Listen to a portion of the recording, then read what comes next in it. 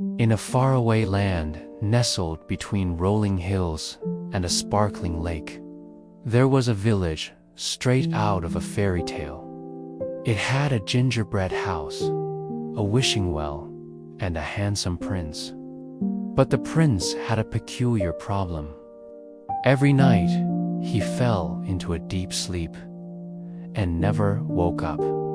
And by his side, for 100 long years, was a majestic black cat who watched over him. The villagers had long given up hope of the prince waking up, except for the old witch doctor. She doled out strange remedies, each more outlandish than the last, but none of them worked. The only one who didn't seem to mind the prince's eternal slumber was the black cat. Every night it would curl up beside the cold stone hearth in the palace, where the prince lay sleeping, and meow softly.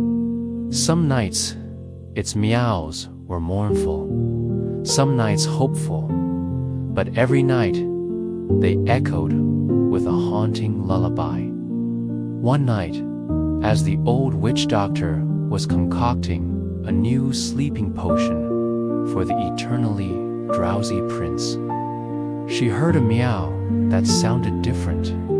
Curious, she crept out of her cottage and followed the sound. To her astonishment, she found the black cat at the edge of the village, gazing up at the moon. The cat seemed to be beckoning with its tail, urging her to follow. The witch doctor, intrigued and a little frightened, decided to heed the cat's call. She stumbled through the dark, following the cat until they reached an old oak tree at the edge of the whispering woods. The cat then did something extraordinary. It leaped up, transforming into a beautiful woman with long flowing hair and emerald green eyes. Startled, the witch doctor could only watch as the woman approached the oak tree and placed her hand on its rough bark. Suddenly, the tree began to glow with an otherworldly light, and the woman turned to the witch doctor and said, "You must take this ointment and put it on the prince's lips. Only then will he wake from his slumber." The witch doctor, still in a daze, took the ointment and hurried back to the palace. There, she crept into the prince's room and gently applied the ointment to his lips.